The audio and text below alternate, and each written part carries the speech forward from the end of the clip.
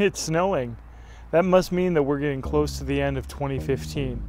And so I've compiled a list of my top 10 best watches of 2015.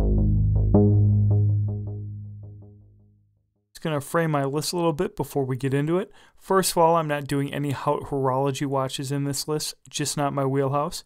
The list is not going to be in order of best to worst. I'm going to group them vaguely by the type of watches that they are, but I will pick the best watches, my favorite watches, etc. at the end. Lastly, this is a true overview. I'm not getting into specifications or prices at all. I'll leave that all in the description below.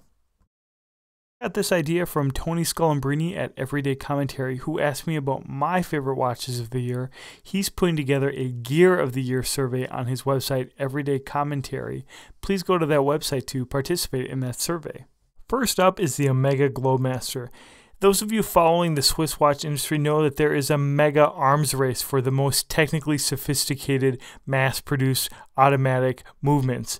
And Omega threw down the gauntlet this year with their Master coaxial movement, first featured in the Globemaster. This highly sophisticated movement is both highly amagnetic and extremely accurate, much more accurate than the average Swiss watch movement. Case and dial, while seemingly heritage in a number of respects, is actually technically sophisticated with good water resistance and a tungsten carbide crown. The old pie pan dial definitely looks good on this modern watch. Rolex being the primary competitor of Omega, you'd think that I would probably choose the Day-Date with their new 3255 movement, a very sophisticated movement, as the choice for Rolex's watch of the year. But I'm going to go with the 2015 update of Rolex's Oyster Perpetual model. This is one of Rolex's oldest namesakes, and they've updated it to create modern sizes, a 39mm edition, and a variety of styles to suit anyone's taste. This watch is very important, not only because it's the most accessible and will probably be a great seller for Rolex. It's important because it's just a simple, solid, high quality, high-end Swiss watch that you'll be able to have for a long time. Simple, pure Rolex. Seiko didn't have any trouble keeping up with its Swiss competition with the introduction of the 62GS series of watches. These watches featured some of Seiko's most sophisticated movements, including high-beat automatic movements and their spring drive movement, which is just a marvel. But the thing that really set this watch apart, even from its Swiss counterparts, was the meticulous construction and attention to detail in the case design. The end result was just an absolutely stunning watch, which I think is probably the most beautiful three-handed watch of 2015.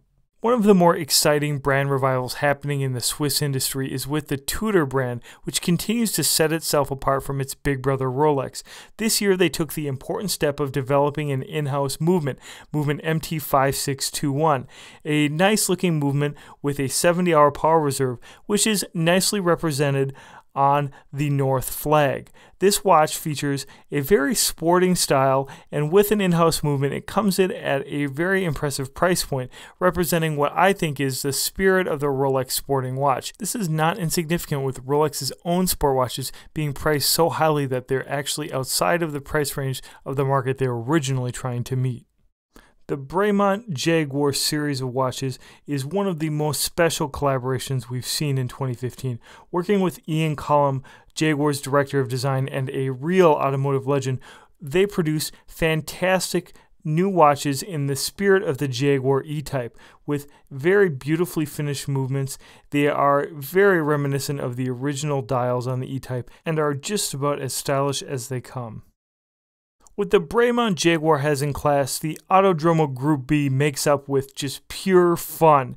This is a newly introduced watch with a beautiful titanium case, extremely lightweight, 52 grams, really technical, sophisticated construction which harkens back to that Group B era, which is so fondly remembered by automotive enthusiasts. Not to mention that this watch comes in at under $1,000 and has a nice set of colorways.